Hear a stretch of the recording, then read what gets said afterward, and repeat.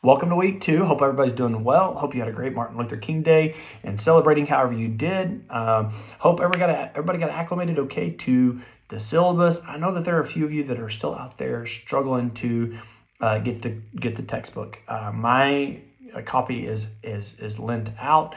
I'm going off of notes.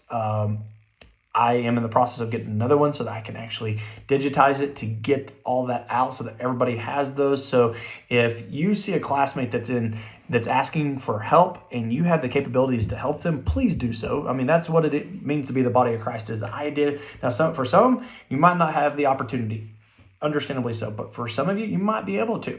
So if you do, man, fill in the gap if you can, digitize it, scan it, take pictures, whatever you can do to help these few students. I've been in that situation, needing a book in a class and not being able to find it. And so I feel for you. We're doing the best we can.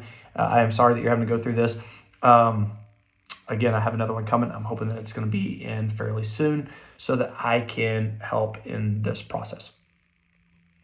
I wanted to come in and kind of talk a little bit about the definition of human development. Probably should have done this in week 1, but to me, if you've ever taken one of my classes, sometimes we jump in the deep end and we kind of swim all around the deep end. We might swim the shallow end for a little while. And so again, we get to where we get as we journey through this process called academia. And so really the definition is this: the human development is defined as the process of enlarging people's freedoms and opportunities and improving their well-being. Wow, that is phenomenal. Enlarging people's freedom. Who doesn't want that? Who doesn't want the opportunity of their freedom to be expanded, the freedom to be walking in all that it was created to be, right? And really, when you think about that, is that not us? And improving their well-being. Human development is about real freedom and ordinary people having to decide who to be, what to do, and how to live. We see this evolving in front of our very eyes, the idea of people deciding who they want to be. Even from the standpoint of the biology, they're deciding. Now, well, Brady, is that right? Well, again, you get to determine what is right and what is not wrong as you read Scripture and what that means for you as God has you to be able to impact people that are considering such decisions. What to do? So many times people come in and this class contrasts very seamlessly to what it is you're going to be doing, because so many times people, who am I? What am I doing here? Which is the fundamental premise of philosophy. And if we go back and look, who is the greatest philosopher of all time? Well, of course, that's Jesus. He's the answer for everything, right? But why? Because he is, and will always be the one that we can turn to answer that question, who am I? And so what am I doing here? And that is a great philosophical question. I'm not sure what God has for you to be able to utilize what it is that you're learning in academia, but so much of my time is posing those two questions. I get the opportunity of meeting with a lot of non-believers, some that are anti-Christianity, anti-God. And as a result of that, the dynamic is, Brady, I've read your profile, I know where you stand and all those different things. Are you okay if we don't take that premise? Sure. Well, what do you mean? Sure. Well, sure. Sure. You don't have a problem with that. And again, in my mind, it's like, it doesn't impact me, it impacts you. Now, again, I want to be able to minister. I want that person to come to know Jesus, but the dynamic of that, I want to meet them where they are. It's kind of like Paul. I know y'all have heard me utilize this in class before, in other classes, the idea of Paul with the Athenians, the idea of meeting people where they are. Wow. Meeting people where they are so that you can minister the gospel of reconciliation, the gospel of freedom, the gospel of peace.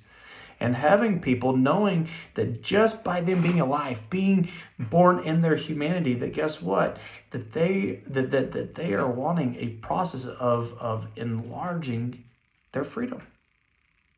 Well, freedom is what God says it to be. And so how much of it is about the idea of their own ways of thinking, their own pain that they've experienced in the past, and the way that those past pains have interpreted things to them are keeping them in bondage to the very freedoms that God has for them. So what's the answer? The message, the thesis, if I can say that, of Jesus, the idea of teaching people to think differently. So Brady, I'm actually thinking about Um, trying to think of a thought off the top of my head. Leaving my spouse. Oh, wow. That must be going through something really painful to be considering something so permanent, so transitional. And so in that, we want to be present. We want to be with that individual to be able to validate them. Validate. People want to be seen, heard, and understood. For those of y'all who haven't had me in class before, well, what happens if someone is wanting to leave their spouse? How do you validate that? Well, again, we're not validating action. We're validating them and their humanity. We're wanting to validate how they feel. Well, Brady, what if I don't agree with how they feel? Again, the great thing about validation has nothing to do with how they feel. It's about whether or not you can recognize how they feel.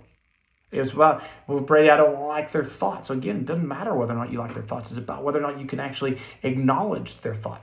Brady, I don't like about what it is they're contemplating. Again, you don't have to like what it is they're contemplating. You just need to be able to recognize that and be able to acknowledge. Wow. That sounds painful. Wow. That sounds like you went through something really impactful.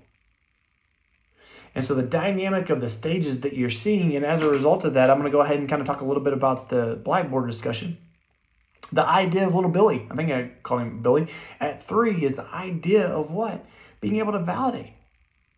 Validate that I see you, I hear you, and I understand. And as a result of that, what does that do? Because I'm curious if little Billy's over there pouring his milk and all of a sudden here comes mom and or dad or caregiver and takes it away. No wonder they get mad. Well, Brady, he's making a mess. Understandably so to us, but to him, not so much. He sees it. But why do you think he's getting so angry?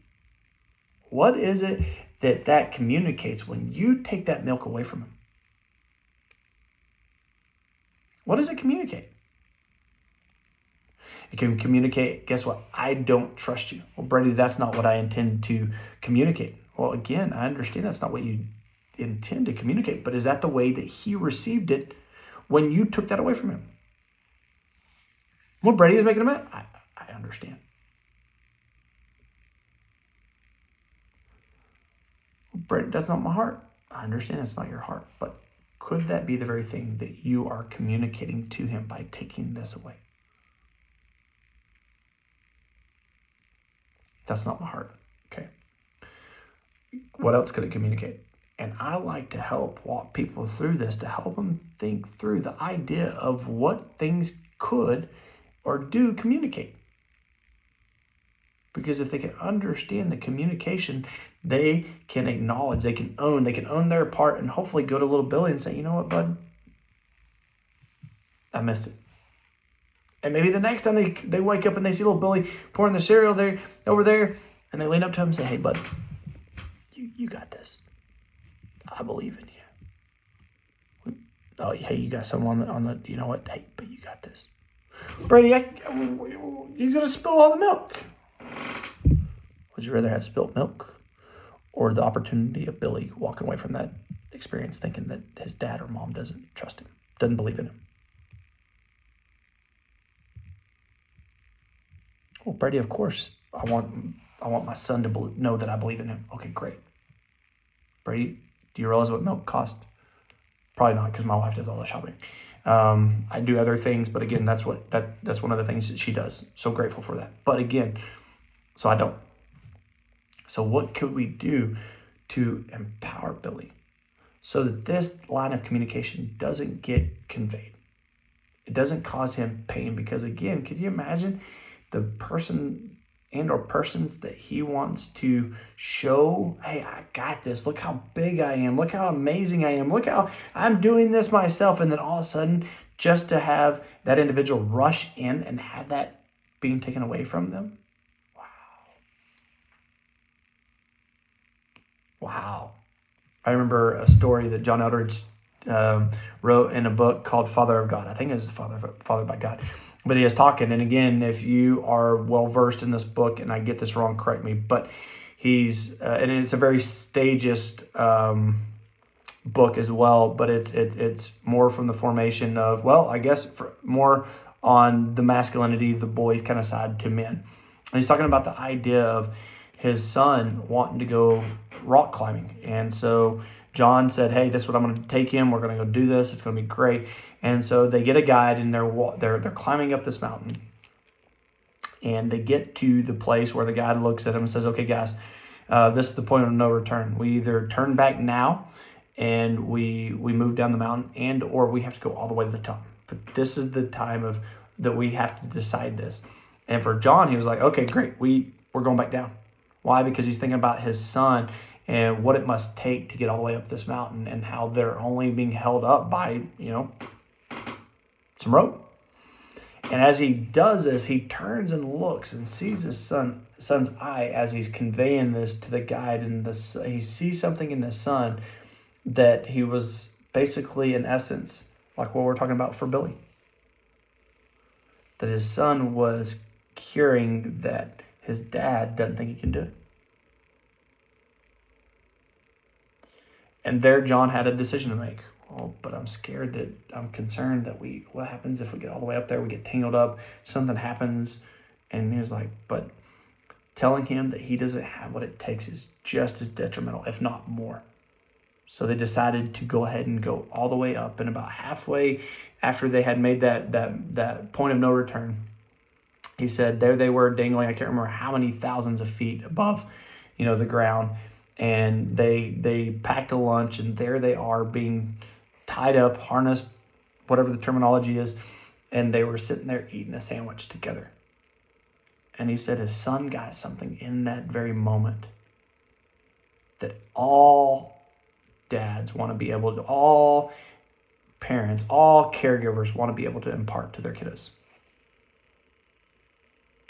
And so it was a beautiful story. So how do we help convey this, even in the case studies, even in the scenarios that are created in a class at the King's University, in a sociology class called Human Development, when the professor gives you this scenario and you're like, oh, well, you pray for them or whatever that is. But how do we help the parent understand that in the moment, well, Brady, I got up and I spanked them because of their disobedience and all these different things. Okay. And then as you talk to them, they may be, oh my goodness, I can't believe I did that. I just got so angry for being told, for him screaming at me. And then I went to my room and started crying uncontrollably because I couldn't believe that I got upset at my kiddo for wanting to make his own cereal. How do we convey the mom? How do we validate the mom? How do we help allow her to see, hey, great, here's a great opportunity. Well, no, it's not a great opportunity. Brady, I already missed it. Guess what? A great opportunity to learn from what had already been done. So the opportunity is the next time she can do something differently. If it's the dad, so that he can change differently. And not only that, but the opportunity for them, the parent, to be able to go, or caregiver, to be able to go back to little Billy and have a conversation. Can't tell you how many times I've got 3 kiddos of my own. I've got a 12-year-old, I've got a 10-year-old, and I've got a 7-year-old. How many times I have missed it. I remember one time working at a church and getting ready, and my 12-year-old was probably about 2 at the time. Maybe 3, 2, somewhere right around there. And I remember she's sitting at the chair, and I was like, no, she wouldn't sit at the chair. She was sitting on, she's on her bed. And I remember saying, hey, baby, what do you want for breakfast? And she goes, ice cream. And I remember walking out and saying, ice cream? What? No, you can't have ice cream. And as I'm walking out the door, God convicts me and says, Brady, you know that and I know that. But does she know that? Oh, God, she wants ice cream. Yes. How do you convey it? Because the way I conveyed it could have communicated, well, that was ridiculous or whatever it may be. Well, Brady, is that really that big of a deal? Again, it may not be to us as we hear the story. Maybe the dad who experienced that, but to this little girl. Why? Because these little girls and little boys grow up. If you see children and you counsel children, you want to minister to children, awesome. But if not, guess what? They grow up 20 years, 30 years, 40 years, and they come into your office.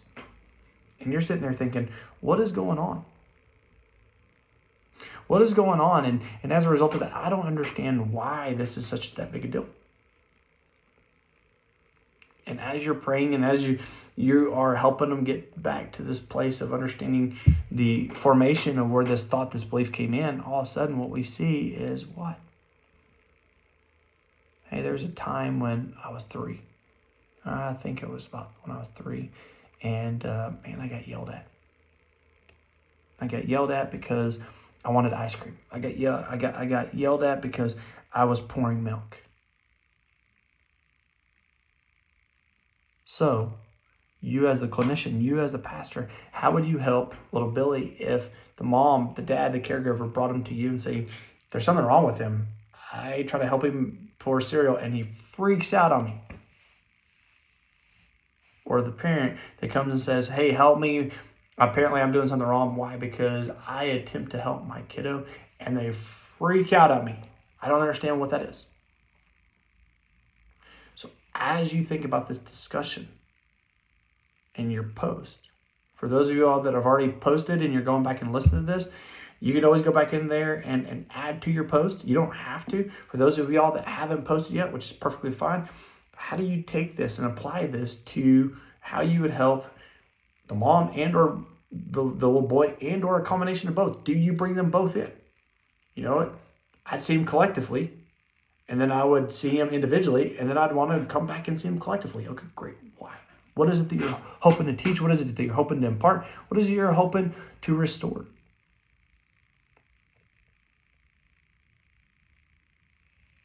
We're going to journey through these type of case studies all throughout the semester.